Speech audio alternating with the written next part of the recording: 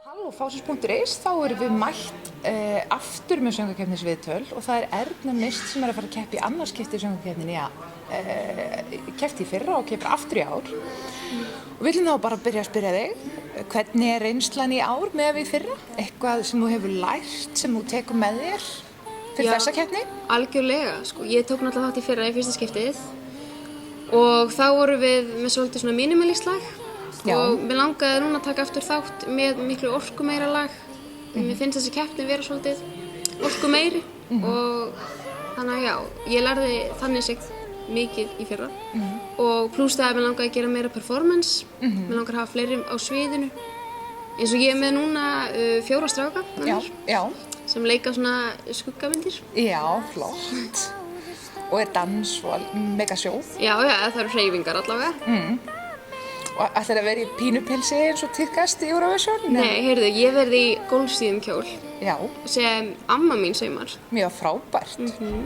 Og það eru þá 3 ættliðir á sviðinu eða hvað? Heyrðu, já, það er... Þessi tengist atriðinu þarf að segja? Já, það er ég að syngja, mamma samdi íslenska textan og amma saumar kjólinn. Já, þetta er fjölskyldupródúkt. Já. Alveg yndislegt. Fjölskyldubusiness. Já, fjölskyldubusiness. Þú leggur þetta bara fyrir því í framtíðinni.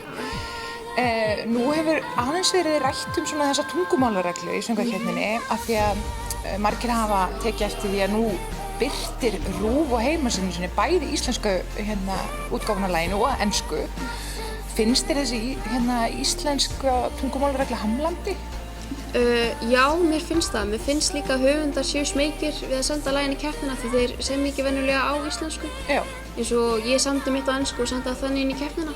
En það er algjörlega rétt skref að birta lögin á ensku og íslensku. En ég vona svo í framtíðina að maður geti bara sendið lag á ensku. Já.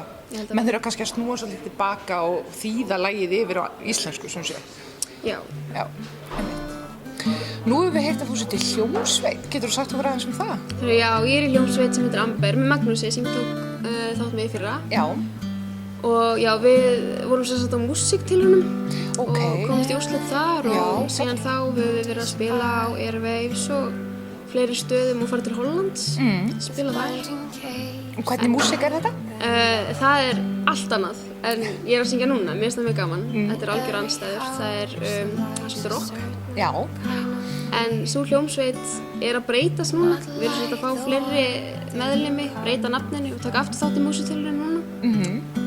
Hvet ykkur til að mæta. Já, endilega við hvetjum alla til að koma á og hvetja Ernu og Magnús í þetta. Já. Mun Amber þá eða þessi hljómsveit sem þú talar um taka þátt í Eurovision og annars stöðri, söngvakeppninni? Það er pæling. Komið hljómsveit í Eurovision. Kannski. Hver veit.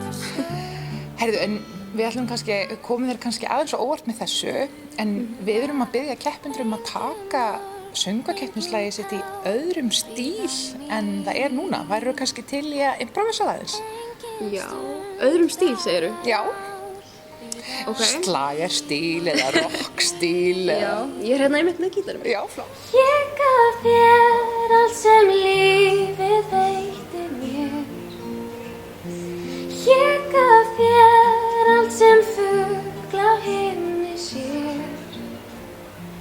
Þar sem áður stóðu